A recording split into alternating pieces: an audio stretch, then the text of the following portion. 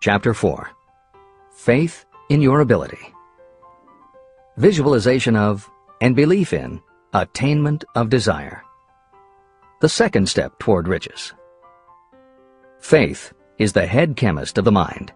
When faith is blended with thought, the subconscious mind instantly picks up the vibration. The subconscious then translates it and transmits it to infinite intelligence. The emotions of faith, love, and sex are the most powerful of all the major positive emotions. When the three are blended, they have the effect of coloring thought in such a way that it instantly reaches the subconscious mind. There, it is changed into a form that induces a response from infinite intelligence. Editor's comments.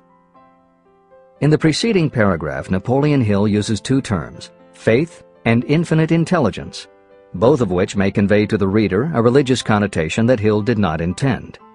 The following will define the meaning of the words as Hill uses them in the following chapter.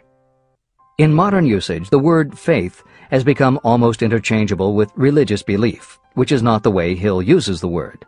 Faith, as it is used here, means having confidence, trust, and an absolute unwavering belief that you can do something.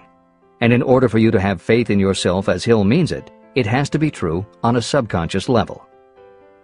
If you have a nagging doubt in the back of your mind, or if you are just going through the motions of pretending you believe, it won't work because your subconscious will know your doubts. Unless you have absolute total confidence, unless you are convinced without question, then you don't have faith. Hill uses the term infinite intelligence to identify that part of the human mind and thinking process that produces hunches, flashes of insight, and leaps of logic. Hill's concept has similarities to what psychologist Carl Jung called the collective unconscious. And on another level, it is very close to what contemporary psychologists refer to as working in the flow state, or being in the zone. Infinite intelligence is discussed in greater depth in later chapters. Hill also uses another term, the subconscious mind, that should be commented on before the reader proceeds with this chapter. Although there are differing schools of thought, in general, modern psychology developed from the pioneering work of Sigmund Freud and Carl Jung. Each believed that the human mind operates on both a conscious and an unconscious level, but they differed on the role the subconscious plays and the way it influences attitude and action.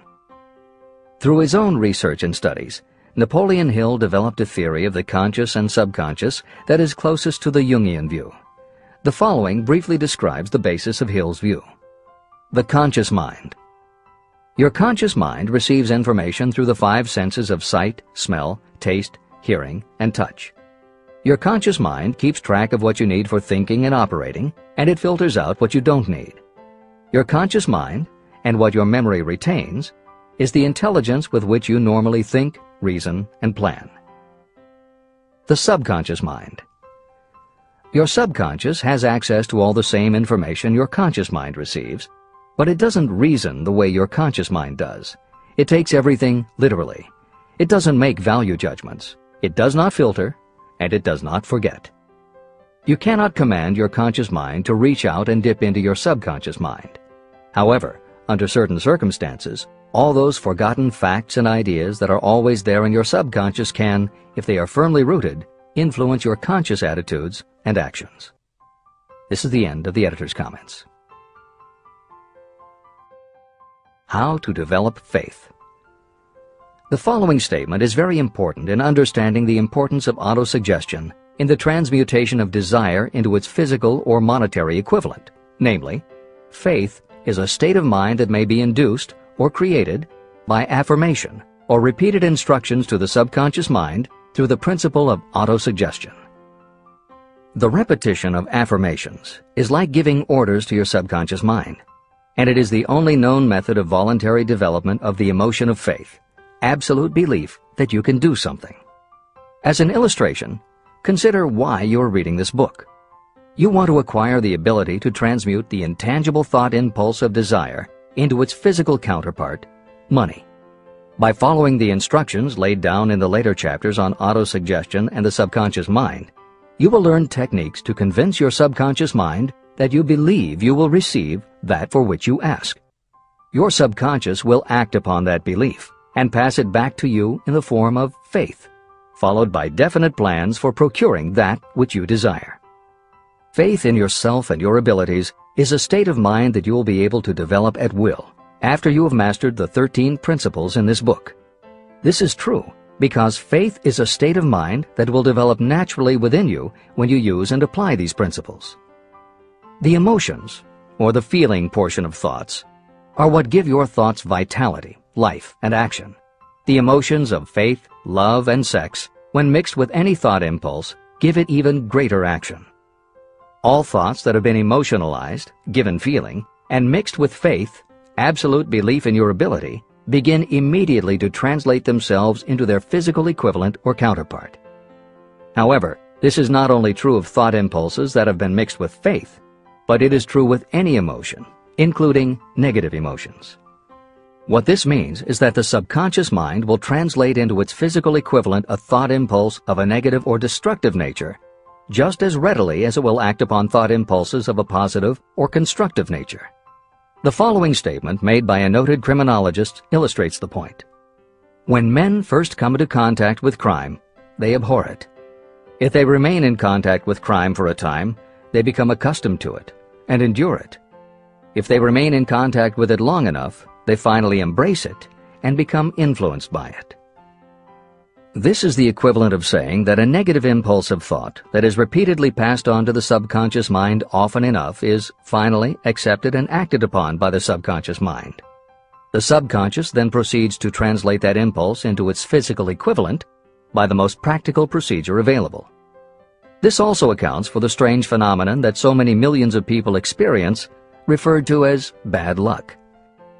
There are millions of people who believe themselves doomed to poverty and failure because of some strange force they call bad luck, over which they believe they have no control.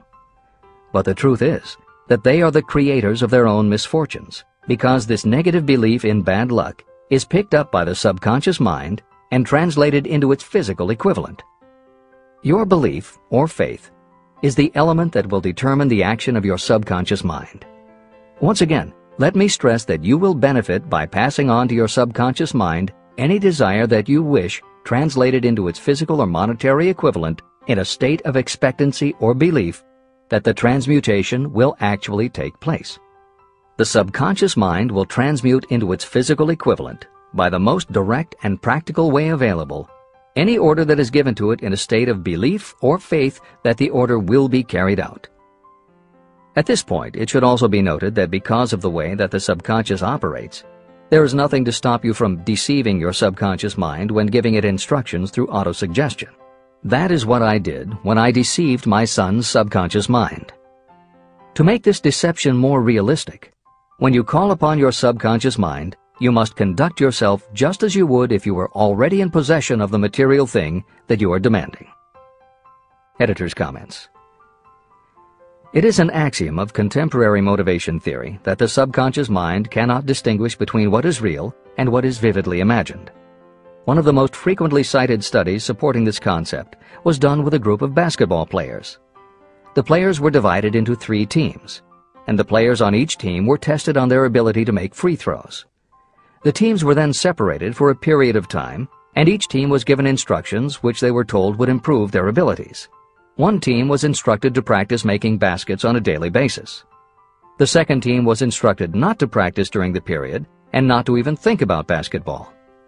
The third team was also instructed not to practice during the period, but instead the members were told to spend their daily practice time visualizing in detail the process of making baskets. At the end of the experiment, the teams were again tested. The team that rested showed a decrease in ability.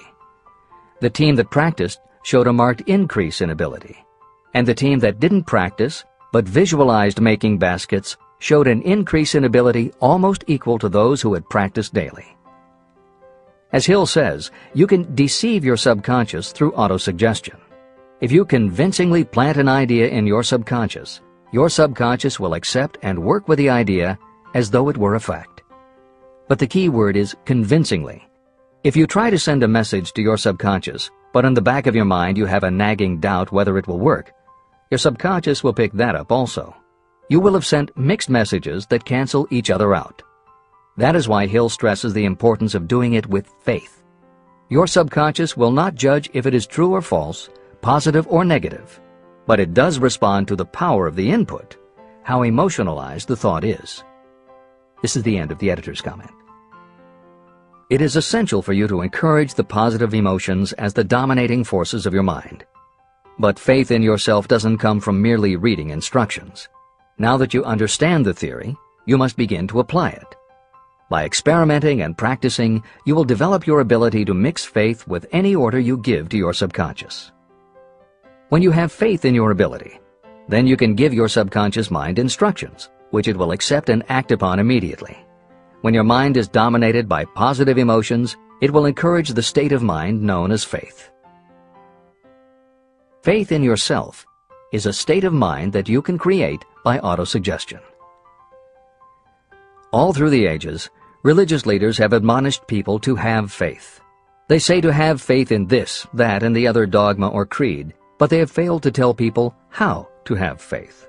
They have not stated that faith is a state of mind that may be induced by self-suggestion. In language that anyone can understand, this book explains the principle through which faith in your ability to accomplish a goal may be developed where it does not already exist. Before we begin, you should be reminded again that faith is the eternal elixir that gives life, power, and action to the impulse of thought. Faith is the starting point of all accumulation of riches. Faith is the basis of all miracles and of all mysteries that cannot be analyzed by the rules of science. Faith is the only known antidote for failure. Faith is the element that, when mixed with desire, gives you direct communication with infinite intelligence. Faith is the element that transforms the ordinary vibration of thought created by the human mind into the spiritual equivalent. Faith is the only way the force of infinite intelligence can be harnessed and used. The magic of self-suggestion. It is a fact that you will come to believe whatever you repeat to yourself, whether the statement is true or false. If you repeat a lie over and over, you will eventually accept that lie as truth. Moreover, you will believe it to be the truth. You are what you are because of the dominating thoughts that you permit to occupy your mind. Thoughts that you deliberately place in your own mind and encourage with sympathy, and with which you mix any one or more of the emotions, constitute the motivating forces that direct and control your every movement, act, and deed. The following sentence is a very significant statement of truth. Thoughts that are mixed with any of the feelings of emotions become like a magnetic force, which attracts other similar or related thoughts. A thought that is magnetized with one of the emotions may be compared to a seed. When it is planted in fertile soil, it germinates, grows, and multiplies itself over and over again. What was originally one small seed becomes countless millions of seeds of the same kind. The human mind is constantly attracting vibrations that are in sync with whatever dominates the mind. Any thought, idea, plan, or purpose that you hold in your mind attracts a host of its relatives. Add these relatives to its own force, and it grows until it becomes the prime motivator of the person in whose mind it has been housed. Now, let us go back to the starting point. How can the original seed of an idea, plan, or purpose be planted in the mind? The answer? Any idea, plan, or purpose may be placed in the mind through repetition of thought. This is why you are asked to write out a statement of your major purpose, or definite chief aim. Commit it to memory, and repeat it out loud day after day until these vibrations of sound have reached your subconscious mind. You are what you are because of the dominating thoughts that you permit to occupy your mind. If you choose to, you can throw off any bad influences from your past and build your own life the way you want it to be. For instance, by taking inventory of your mental assets and liabilities, you might discover that your greatest weakness is lack of self-confidence. This can be overcome and translated into courage through the principle of autosuggestion. You can do this by writing out a set of simply stated positive thought impulses, memorizing them, and repeating them until they become a part of the working equipment of your subconscious mind. The following is an example for someone whose definite purpose is to overcome a lack of self-confidence. Self-confidence formula. 1. I know that I have the ability to achieve the object of my definite purpose in life. Therefore, I demand of myself persistent, continuous action toward its attainment, and I here and now promise to render such action. 2. I realize the dominating thoughts of my mind will eventually reproduce themselves in outward physical action and gradually transform themselves into physical reality. Therefore, I will concentrate my thoughts for 30 minutes each day, visualizing the person I intend to become. In this way, I will create in my mind a clear mental picture. 3. I know, through the principle of autosuggestion, that any desire I persistently hold in my mind will eventually find some practical means of attaining my objective. Therefore, I will devote 10 minutes daily to demanding of myself the development of self-confidence. 4. I have clearly written down a description of my definite chief aim in life, and I will never stop trying until I have developed sufficient self-confidence for its attainment. 5. I fully realize that no wealth or position can last unless it is built upon truth and justice. Therefore, I will engage in no transaction that does not benefit all whom it affects. I will succeed by attracting to myself the forces I wish to use and the cooperation of others. I will persuade others to help me because of my willingness to help others. I will eliminate hatred, envy, jealousy, selfishness, and cynicism by developing love for all humanity, because I know that a negative attitude toward others can never bring me success. I will cause others to believe in me because I will believe in them and in myself. I will sign my name to this formula, commit it to memory, and repeat it aloud once a day with full faith that it will gradually influence my thoughts and actions so that I will become a self-reliant and successful person. Behind this formula is a law of nature that psychologists call autosuggestion or self-suggestion. It is a proven technique that will work for your success if it is used constructively. On the other hand, if used destructively, it will destroy just as readily. In this statement may be found a very significant truth, namely that those who go down in defeat and end their lives in poverty, misery, and distress do so because of negative application of the principle of autosuggestion. All impulses of thought have a tendency to clothe themselves in their physical equivalent. The disaster of negative thinking. The subconscious mind makes no distinction between constructive and destructive thought impulses. It works with the material we feed it through our thought impulses. The subconscious mind will translate into reality a thought driven by fear just as readily as it will translate into reality a thought driven by courage or faith. Just as electricity will turn the wheels of industry and render useful service if used constructively, it will snuff out life if wrongly used.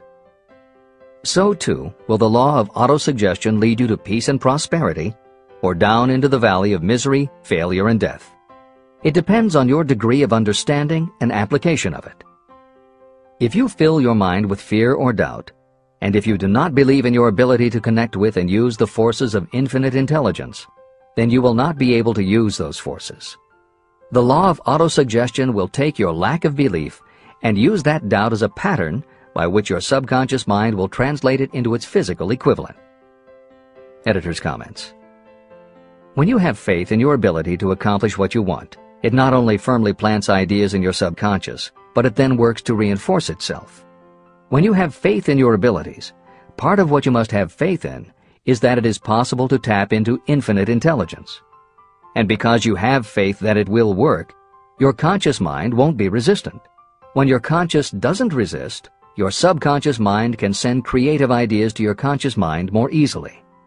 Then, the more you see the power working in your life, the easier it is for you to act on faith the next time.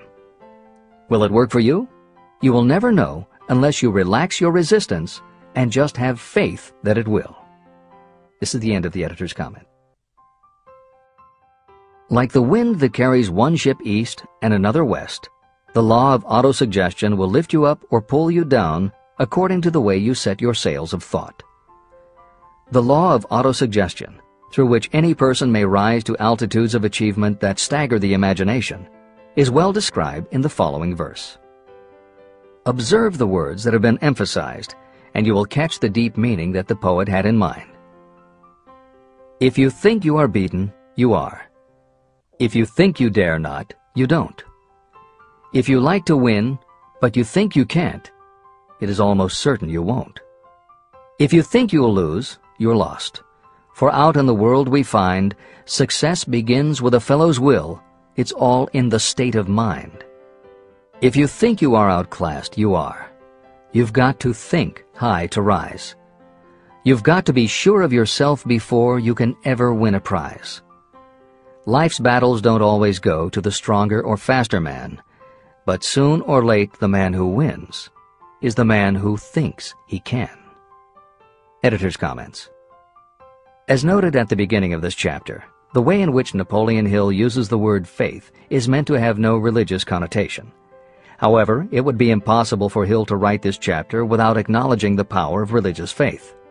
Therefore, in the following 2 paragraphs, when Hill discusses Jesus Christ and Mahatma Gandhi as exemplifying the power of faith, he is referring to their personal faith, the absolute trust in his beliefs that Jesus exhibited, and Gandhi's total conviction and confidence in his cause. In this way, they perfectly exemplify thought impulse mixed with faith. This is the end of the editor's comment. If you wish evidence of the power of faith, study the achievements of men and women who have employed it. At the head of the list comes the Nazarene. The basis of Christianity is faith, no matter how many people may have perverted or misinterpreted the meaning of this great force. The sum and substance of the teachings and the achievements of Christ, which may have been interpreted as miracles, were nothing more nor less than faith. If there are any such phenomena as miracles, they are produced only through the state of mind known as faith. Consider Mahatma Gandhi of India, one of the most astounding examples of the possibilities of faith. Gandhi wielded more potential power than any man living in his time, and he had this power despite the fact that he had none of the orthodox tools of power, such as money, battleships, soldiers, and materials of warfare. Gandhi had no money, no home. He did not own a suit of clothes, but he did have power. How did he come by that power?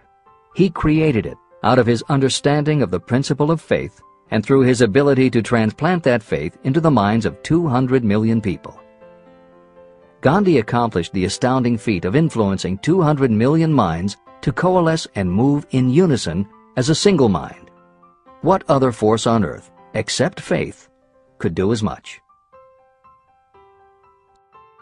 How an idea built a fortune. Editor's comment. Although the following story is not exclusively about faith, and it makes no mention of autosuggestion or the subconscious mind, Napoleon Hill included it at this point in every edition of Think and Grow Rich. In fact, as Hill says, this story illustrates at least 6 of the 13 principles of success. But faith is at the center of it. If the central figure, Charles M. Schwab, had not mixed his big idea with absolute unwavering faith that he could pull it off, the whole history of American business would have been different. This is the end of the editor's comment.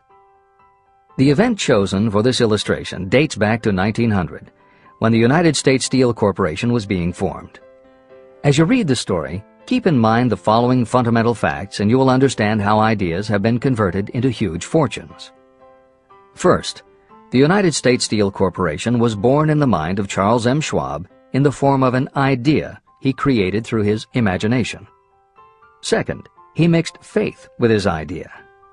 Third, he formulated a plan for the transformation of his idea into physical and financial reality. Fourth, he put his plan into action with his famous speech at the University Club. Fifth, he applied and followed through on his plan with persistence and backed it with firm decision until it had been fully carried out. Sixth, he prepared the way for success by a burning desire for success. If you are one of those who have often wondered how great fortunes are accumulated, this story of the creation of the United States Steel Corporation will be enlightening. If you have any doubt that a person can think and grow rich, this story should dispel that doubt. You can plainly see in the story of United States Steel the application of a major portion of the principles described in this book. This astounding description of the power of an idea was dramatically told by John Lowell in the New York World Telegram, with whose courtesy it is here reprinted. Editor's comments. In order for the modern reader to fully appreciate the following newspaper story, it is appropriate at this point to provide some background information about the main players. Charles M. Schwab was Andrew Carnegie's right-hand man and president of the Carnegie Steel Corporation. Andrew Carnegie was a wealthy and powerful steel baron whose company controlled 25% of the iron and steel production in America. J.P. Morgan was a wealthy and powerful Wall Street banker whose company had arranged the financing for many of the major industrial companies in America at the beginning of the 20th century. All the reader needs to know about the other men mentioned in the story is that at the beginning of the 20th century, finance, business, and industry were dominated by a few hundred men, most of whom had amassed great fortunes through some connection with the railroads that had opened the country. These people were well known to readers of the New York World Telegram because of their financial influence. And that sets the stage for the following newspaper article, which is not only a fascinating story about the power of faith in an idea, but also a wonderful example of the irreverent writing style that was used by many newspaper journalists of the day. This is the end of the editor's comment. A pretty after-dinner speech for $1 billion. When on the evening of December 12, 1900, some 80 of the nation's financial nobility gathered in the banquet hall of the University Club on Fifth Avenue to do honor to a young man from out of the West, not half a dozen of the guests realized they were to witness the most significant episode in American industrial history. J. Edward Simmons and Charles Stewart Smith, their hearts full of gratitude for the lavish hospitality bestowed on them by Charles M. Schwab during a recent visit to Pittsburgh, had arranged the dinner to introduce the 38-year-old steel man to Eastern banking society. But they didn't expect him to stampede the convention. They warned him, in fact, that the bosoms within New York's stuffed shirts would not be responsive to oratory, and that if he didn't want to bore the Stillmans and Harrimans and Vanderbilts, he had better limit himself to 15 or 20 minutes of polite vaporings and let it go at that. Even John Pierpont Morgan, sitting on the right hand of Schwab as became his imperial dignity, intended to grace the banquet table with his presence only briefly. And so far as the press and public were concerned, the whole affair was of so little moment that no mention of it found its way into print the next day. So the two hosts and their distinguished guests ate their way through the usual 7 or 8 courses. There was little conversation, and what there was of it was restrained. Few of the bankers and brokers had met Schwab, whose career had flowered along the banks of the Monongahela, and none knew him well. But before the evening was over, they, and with them Money Master Morgan, were to be swept off their feet, and $1 billion baby, the United States Steel Corporation, was to be conceived. It is perhaps unfortunate for the sake of history that no record of Charlie Schwab's speech at the dinner ever was made. It is probable, however, that it was a homely speech, somewhat ungrammatical, for the niceties of language never bothered Schwab, full of epigram and threaded with wit. But aside from that, it had a galvanic force and effect upon the $5 billion of estimated capital that was represented by the diners. After it was over, and the gathering was still under its spell, although Schwab had talked for 90 minutes, Morgan led the orator to a recessed window where, dangling their legs from the high, uncomfortable seat, they talked for an hour more. The magic of the Schwab personality had been turned on full force, but what was more important and lasting was the full-fledged, clear-cut program he laid down for the aggrandizement of steel. Many other men had tried to interest Morgan in slapping together a steel trust after the pattern of the biscuit, wire and hoop, sugar, rubber, whiskey, oil, or chewing gum combinations. Editor's comments. The Random House College Dictionary defines a trust as an illegal combination of industrial or commercial companies in which the stock is controlled by a central board of trustees, thus making it possible to control prices and destroy competition. Many of America's new industrial companies had grown so quickly that they were not yet profitable. They were saddled with huge debt incurred in raising the capital to finance their rapid expansion, and at the same time they were faced with having to cut costs and slash prices or go out of business. The answer for many was to join up with others in related industries to form what were called trusts or combinations. Although trusts were illegal since the passage of the Sherman Antitrust Act in 1890, companies still tried to find ways to monopolize their industries, and if their efforts weren't technically trusts, they were something very close. The one thing the large company owners who assembled these trusts needed was cash to buy up the many smaller companies they would have to own in order to effectively dominate an industry. J.P. Morgan was the banker who financed many such takeovers. This is the end of the editor's comment. John W. Gates, the gambler, had urged it, but Morgan distrusted him. The Moore boys, Bill and Jim, Chicago stock jobbers who had glued together a match trust and a cracker corporation, had urged it and failed. Elbert H. Gary, the sanctimonious country lawyer, wanted to foster it, but he wasn't big enough to be impressive.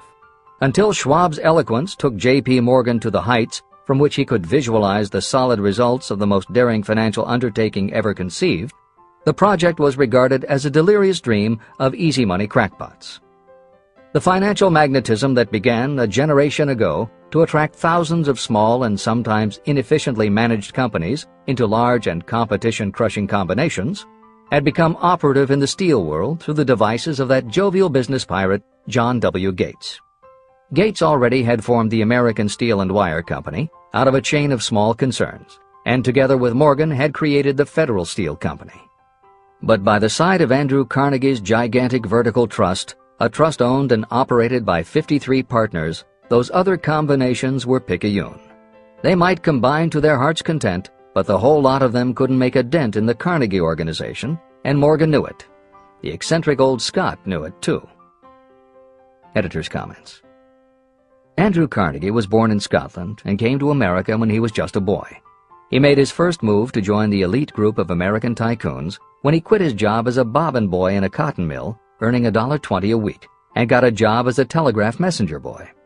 He soon taught himself to operate a telegraph key, which got him hired as personal telegrapher and secretary to the head of the Pennsylvania Railroad. It wasn't long before he'd worked his way up the ranks to superintendent of the Pittsburgh division, which in turn put him in a position to become an early investor in the Pullman Company, which became the leading manufacturer of railway cars. Carnegie's investment in Pullman and some successful real estate ventures gave him the capital to go into business for himself.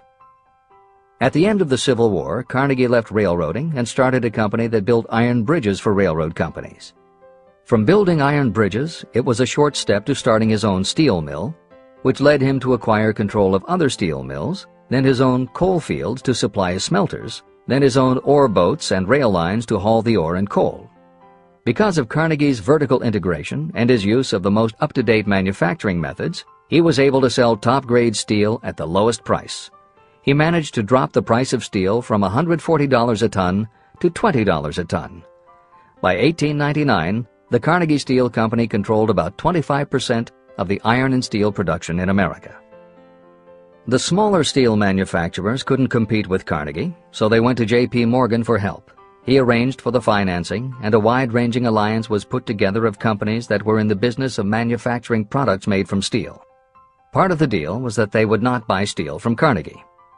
Andrew Carnegie was not about to be put out of business by a collection of small companies. He announced that he would buy or build his own manufacturing companies to produce finished goods made of steel. This is the end of the editor's comments, and the New York World Telegram story continues. From the magnificent heights of Skibo Castle, he had viewed, first with amusement and then with resentment, the attempts of Morgan's smaller companies to cut into his business. When the attempts became too bold, Carnegie's temper was translated into anger and retaliation. He decided to duplicate every mill owned by his rivals. Hitherto, he hadn't been interested in wire, pipe, hoops, or sheet. Instead, he was content to sell such companies the raw steel and let them work it into whatever shape they wanted. Now, with Schwab as his chief and able lieutenant, he planned to drive his enemies to the wall. So it was that in the speech of Charles M. Schwab, Morgan saw the answer to his problem of combination. A trust without Carnegie, giant of them all, would be no trust at all, a plum pudding, as one writer said, without the plums. Schwab's speech on the night of December 12, 1900, undoubtedly carried the inference, though not the pledge, that the vast Carnegie enterprise could be brought under the Morgan tent. He talked of the world future for steel, of reorganization for efficiency, of specialization, of the scrapping of unsuccessful mills and concentration of effort on the flourishing properties, of economies in the ore traffic, of economies in overhead and administrative departments, of capturing foreign markets. More than that, he told the buccaneers among them wherein lay the errors of their customary piracy. Their purposes, he inferred, had been to create monopolies, raise prices, and pay themselves fat dividends out of privilege. Schwab condemned the system in his heartiest manner. The short-sightedness of such a policy, he told his hearers, lay in the fact that it restricted the market in an era when everything cried for expansion. By cheapening the cost of steel, he argued, An ever-expanding market would be created. More uses for steel would be devised, and a goodly portion of the world trade could be captured. Actually, though he did not know it, Schwab was an apostle of modern mass production. Editor's comments. For J.P. Morgan, all of Schwab's talk about economies of scale and expanding markets meant only one thing. Until that night, it was assumed that Andrew Carnegie would continue building his own manufacturing companies to compete with the steel trusts that Morgan had helped put together. Morgan knew that for Carnegie to do so would require an enormous amount of capital, and Morgan also knew that Carnegie had always been strongly against raising money by selling stock in his company. What Schwab seemed to be implying was that rather than going to Wall Street for the money needed to fight the trusts, Carnegie might be interested in selling his business. This is the end of the editor's comment.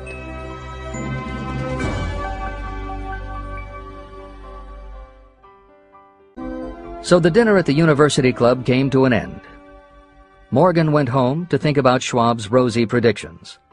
Schwab went back to Pittsburgh to run the steel business for Andrew Carnegie, while Gary and the rest went back to their stock tickers to fiddle around in anticipation of the next move. It was not long coming. It took Morgan about 1 week to digest the feast of reason Schwab had placed before him.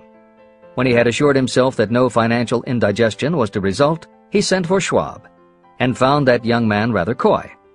Mr. Carnegie, Schwab indicated, might not like it if he found his trusted company president had been flirting with the Emperor of Wall Street, the street upon which Carnegie was resolved never to tread. Then it was suggested by John W. Gates, the go-between, that if Schwab happened to be in the Bellevue Hotel in Philadelphia, J.P. Morgan might also happen to be there. When Schwab arrived, however, Morgan was inconveniently ill at his New York home, and so on the elder man's pressing invitation, Schwab went to New York and presented himself at the door of the financier's library. Now, certain economic historians have professed the belief that from the beginning to the end of the drama, the stage was set by Andrew Carnegie, that the dinner to Schwab, the famous speech, the Sunday night conference between Schwab and the Money King, were events arranged by the canny Scot. The truth is exactly the opposite. When Schwab was called in to consummate the deal, he didn't even know whether the little boss, as Andrew was called, would so much as listen to an offer to sell, particularly to a group of men whom Andrew regarded as being endowed with something less than holiness.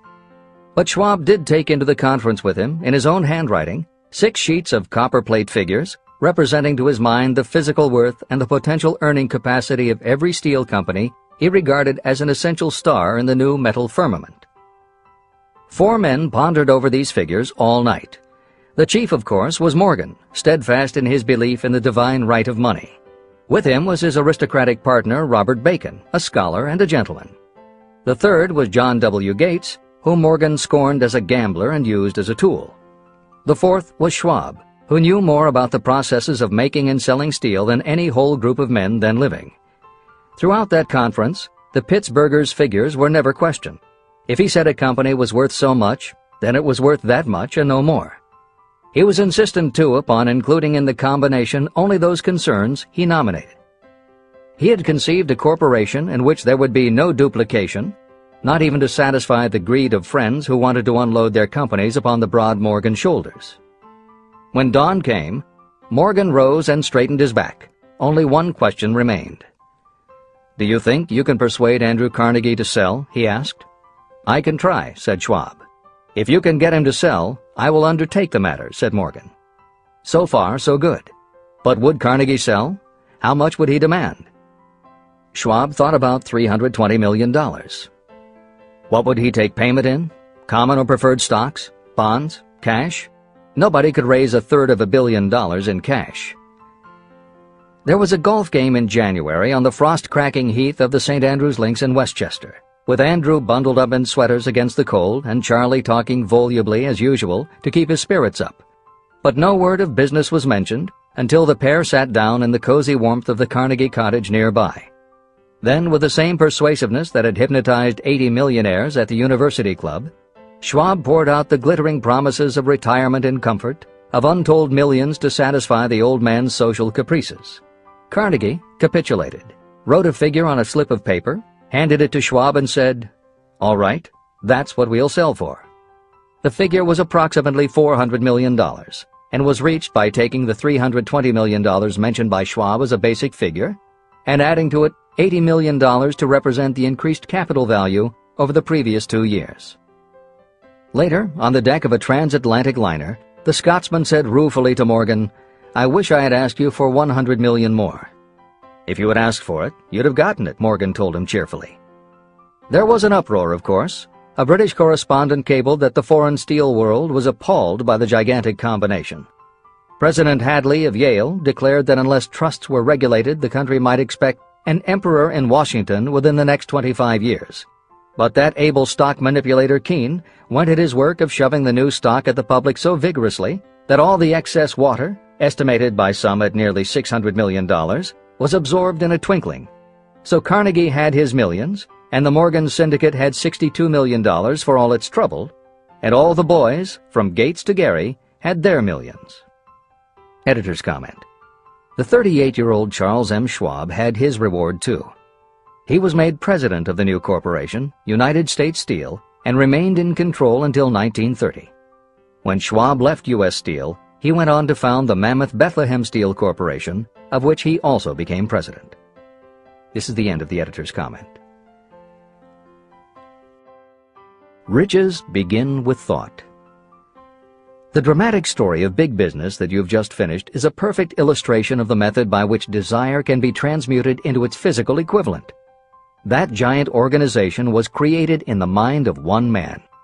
The plan by which the organization was provided with the steel mills that gave it financial stability was created in the mind of the same man. His faith, his desire, his imagination, his persistence were the real ingredients that went into United States Steel. The steel mills and equipment acquired by the corporation, after it had been brought into legal existence, were incidental.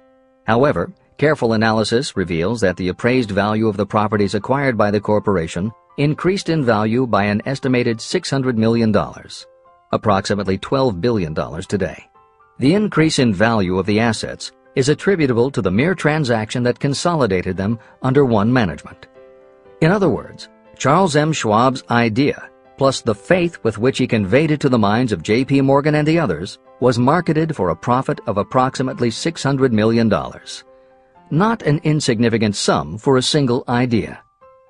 The United States Steel Corporation prospered and became one of the richest and most powerful corporations in America, employing thousands of people, developing new uses for steel and opening new markets, thus proving that the $600 million in profit that the Schwab idea produced was earned.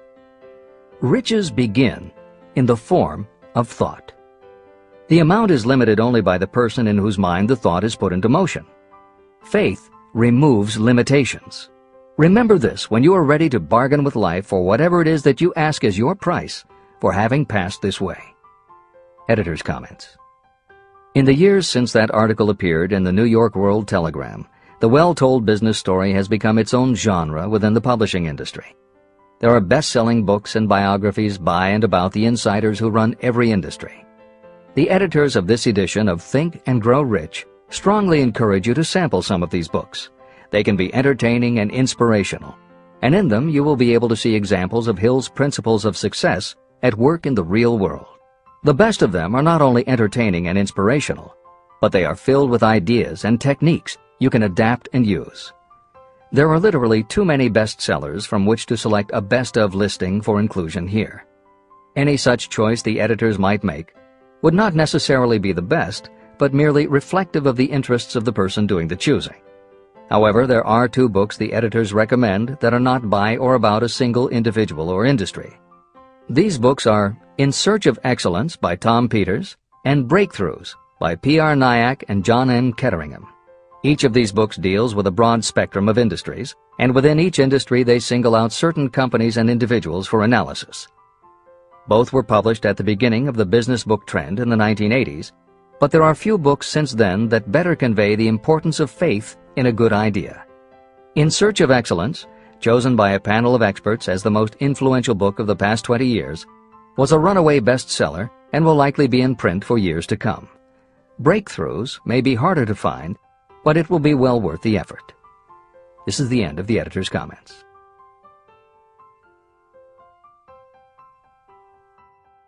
A quitter never wins, and a winner never quits.